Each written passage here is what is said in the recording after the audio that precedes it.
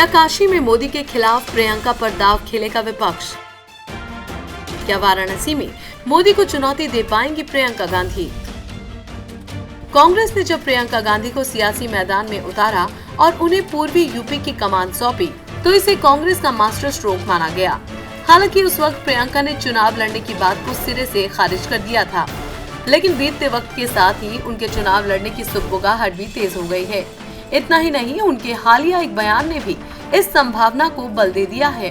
दरअसल हाल ही में प्रियंका ने रायबरेली में मजाकिया लहजे में पार्टी कार्यकर्ताओं से पूछा कि क्या वाराणसी से चुनाव लड़ जाऊं? अब प्रियंका ने भले ही ये सवाल मजाक में पूछा हो, लेकिन इसके मायने बहुत गूढ़ हैं।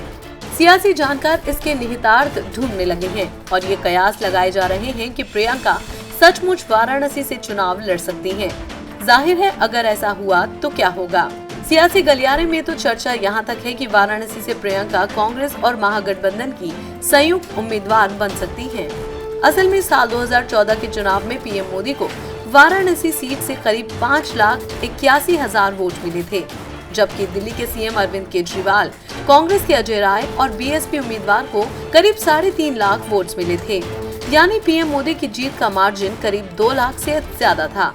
कांग्रेस को लगता है कि अगर इस सीट से प्रियंका विपक्ष की ओर से इकलौती उम्मीदवार बनती हैं, तो वो पीएम मोदी को कड़ी टक्कर दे सकती हैं। हालांकि इस सीट से भीम आर्मी के चंद्रशेखर के भी चुनाव मैदान में आने की चर्चा तेज है। इस बीच खबर ये भी है कि प्रियंका के वाराणसी से चुनाव लड़ने की खबर जानबूझकर लोगों के बीच फैलाई जा रही है। इसके पीछे कांग्रेस का मकसद पूर्वांचल में अपने संगठन को मजबूत करने के साथ साथ एसपी, बीएसपी, आरएलडी गठबंधन को एक मैसेज देना है। अगर प्रियंका काशी से मोदी के खिलाफ मैदान में उतरती हैं, तो पूरे प्रदेश में मैसेज जाएगा कि बीजेपी और पीएम मोदी का मुकाबला कांग्रेस कर रही है। अब गेंद गठबंधन के पाले में है कि वो प्रियंका के पीछे खड़े होकर वाराणसी में मोदी को घेरने की कोशिश करता है या फिर लड़ाई को त्रिकोणीय बनाता है। जाहिर है, अगर प्रियंका काशी में विपक्ष की संयुक्त उम्मीदवार के तौर पर मोदी के खिलाफ उतरती हैं, तो यहाँ मुकाबला बेहद दिलचस्प हो जाएगा।